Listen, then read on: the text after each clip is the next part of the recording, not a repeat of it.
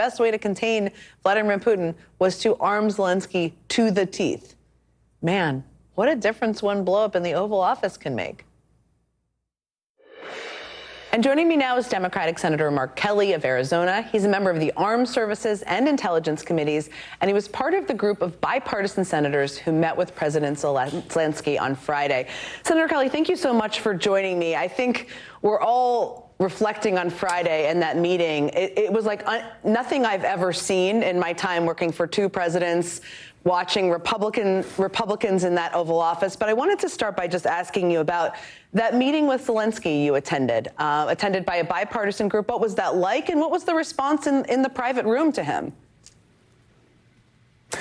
Well, Jen, I think we all have a little bit of PTSD, even though we weren't in the Oval Office meeting, right? I think all of us, a lot of people across the country collectively. The contrast between the two meetings was quite remarkable. With Zelensky that morning, I think there were about 10, maybe a dozen of us, Democrats and Republicans.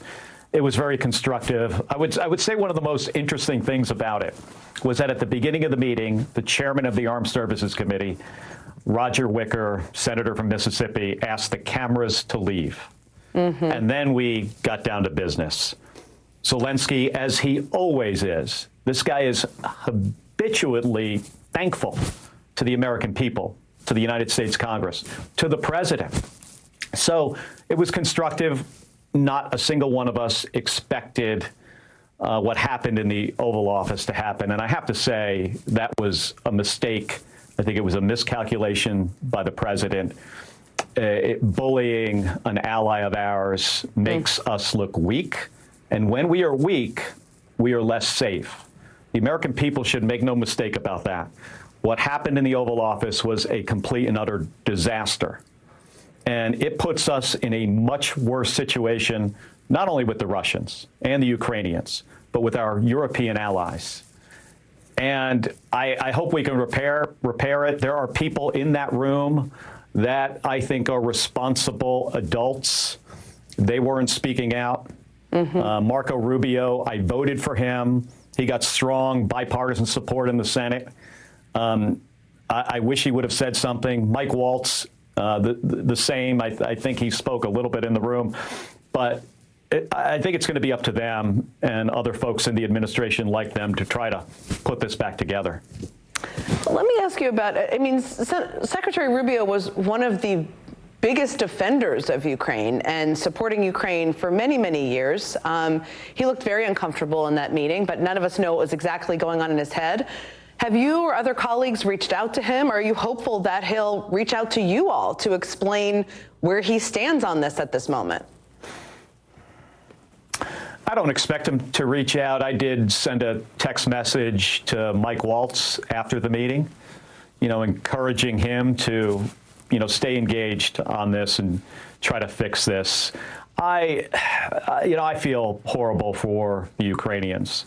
Vladimir Putin is murdering their citizens, raping women, stealing children.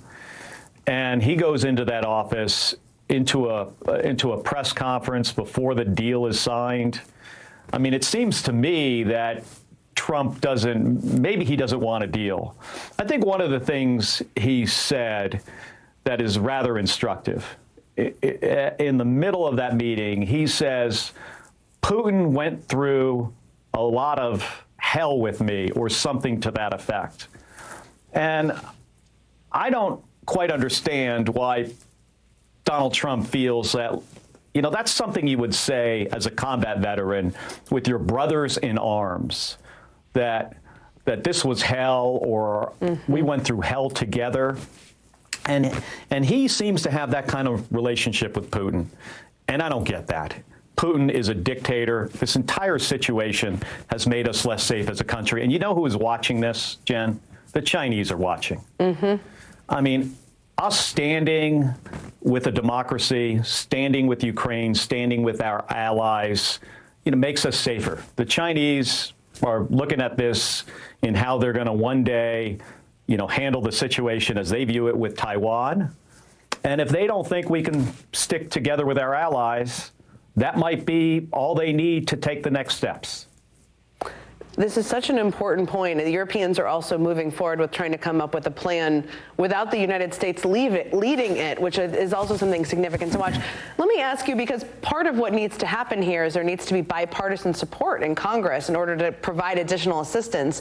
Senator Graham is another senator who has long been a strong supporter of Ukraine, who was critical even of the Obama administration when I was working for them of not doing more. He came out and essentially ran to the cameras and called for Zelensky to resign. What do you make of that? And how disappointed are you? Very disappointed, surprised it happened. Lindsey Graham has always been a big defender of Ukraine, as obviously John McCain was. And they were very close. And they worked on a lot of this stuff together. And for him to jump in there with the president in this, what feels to me like the United States suddenly switched sides in this conflict, we've never done anything like this before. So I'm disappointed in some of my Republican colleagues, but not all of them. Lisa Murkowski put out a statement last night, and and very plainly said why this is important to the United States that we fix this, and sounded like she was rather disgusted about what happened in the Oval Office. Senator Mark Kelly, let's hope there's more like her, even privately.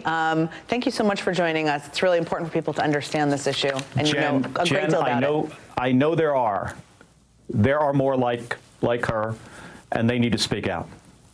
I hope they do. Thank you, Senator, so much for joining me. Thank you, Jen. Coming up, why does Elon Musk actually want to gut the federal government? Well, the answer